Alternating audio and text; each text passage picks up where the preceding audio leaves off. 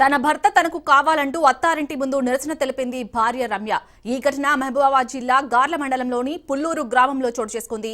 అదే గ్రామానికి చెందిన రైల్వే ఉద్యోగి బొగ్గారపు నరేష్ తో ఖమ్మం జిల్లాలోని పంపింగ్ రోడ్డుకు చెందిన బొగ్గారపు రమ్యతో 4 ఏళ్ల క్రితం వివాహమైంది.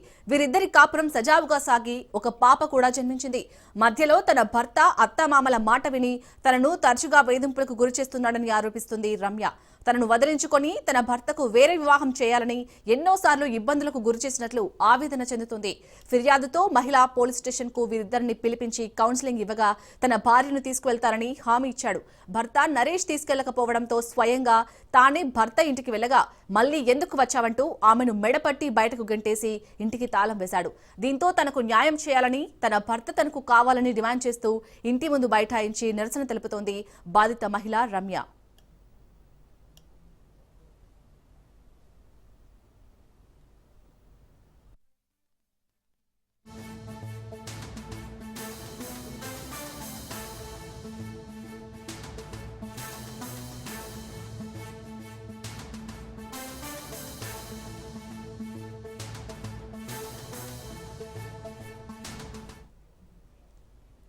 తన భర్త తనకు కావాలంటూ అత్తారింటి ముందు నిరసన తెలిపింది భార్య రమ్య.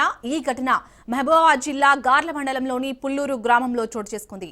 అదే గ్రామానికి చెందిన రైల్వే ఉద్యోగి బొగ్గారపు నరేష్ తో ఖమ్మం జిల్లాలోని పంపింగ్ రోడ్డుకు చెందిన బొగ్గారపు రమ్యతో 4 ఏళ్ల క్రితం వివాహమైంది. వీరిద్దరి కాపురం సజావుగా సాగి ఒక పాప కూడా జన్మించింది. మధ్యలో తన భర్త అత్తమామల మాట విని తనను తరచుగా వేధింపులకు గురిచేస్తున్నాడని ఆరోపిస్తోంది రమ్య. తనను వదిలించుకొని తన భర్తకు వేరే వివాహం చేయాలని ఎన్నోసార్లు ఇబ్బందులకు గురి చేసినట్లు ఆవేదన చెందుతోంది.